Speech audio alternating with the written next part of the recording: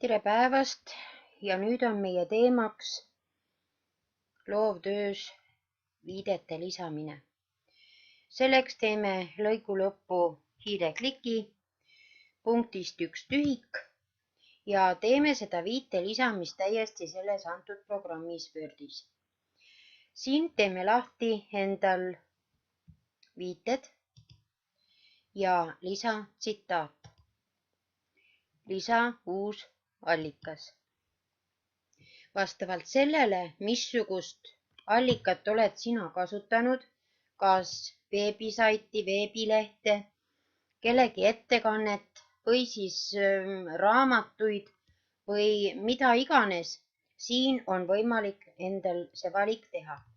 Hetkel praegu folkloore teemal olen kasutanud mina internetti ja räägin ära ka praegu veebilehe nende lahtrite täitmise.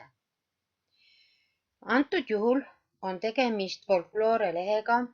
See tähendab seda, et see on korporatiivne autor.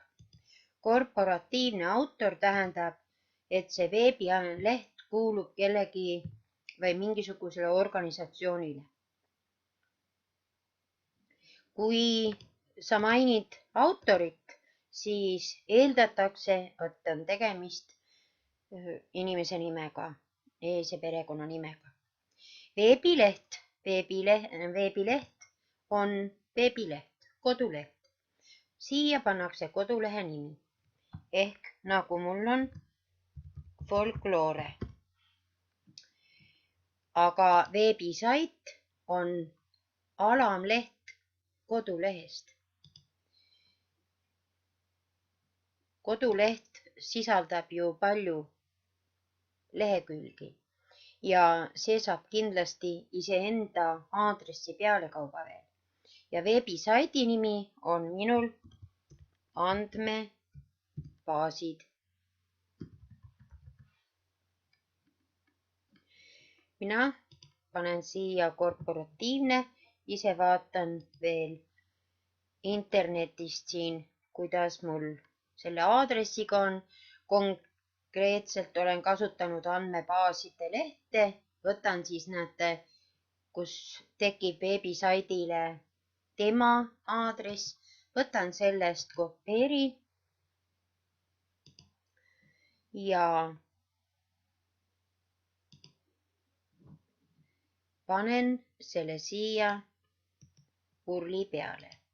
Ma veel korra mainin, oleme rääkinud, et URL tähendab veebiaadressi. Aastat ja kõike muud me siit ei pea muutma. Ja korporatiivne autor, selle vaatan ka kohe üle.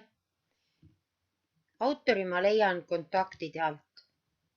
Näete, korporatiivne autor, et see on siis Eesti Kirjandusmuuseumi folkloristika osakond. Ja panen selle siia. Ja nüüd on korrektne. Nüüd ma lisasin selle siia järele. Näete, kohe paneb programm meile sellega sulgudesse. Viitame nüüd raamatule ka. Oleme ikka menüüs viited. Lisame siit tsitaadi ja uus allikas. Leiame siit allika tüübi alt raamat. Autoriks on minul välja valitud interneti abiga Mattias Johanneiseni Rahvanali. Tartus 2002 on ta välja antud ja see on siin väljaandja. Seda on meil ka vaja. Nii, läheme siia ja väljaandja, avaldaja, ma panen siin ära juba.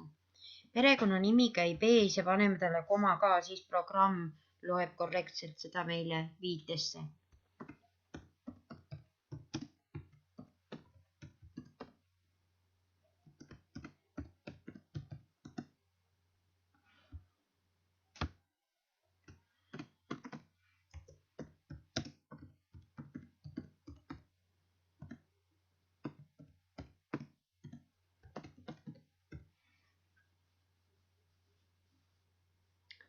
ja valmis.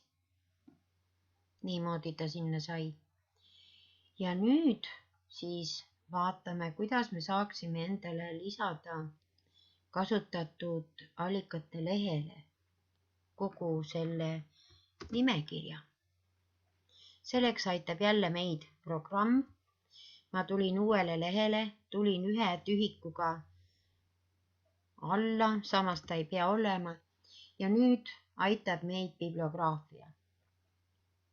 See bibliograafia loeb meie nimekirja tegelikult kõik need tsitaadid, mis meil siin eespool antud on. Varasemad õiged ja valed ka, aga me saame seda korrektselt seal all pärast kustutada. Kuigi kustutamise juures on ka see allikate haldaja nupp, et märgid ära ja siis saad kustutada. Ma ei soovi õpilasele seda asja keeruliseks teha.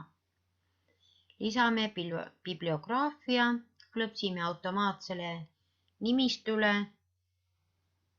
ja siin ta meil tekkis. Selle bibliograafia nimetamegi enda väljendusega kasutatud allikad.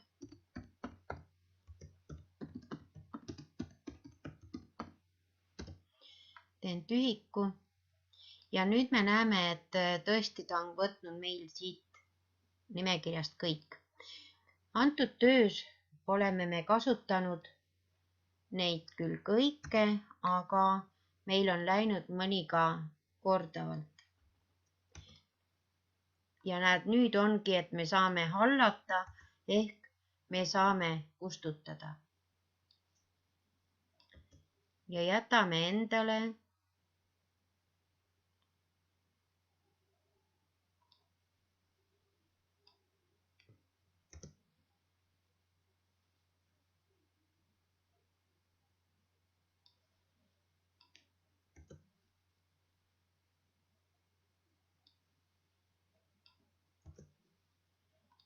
kustutada saab lihtsalt, et ma valin selle ja siis kustutusklahviga.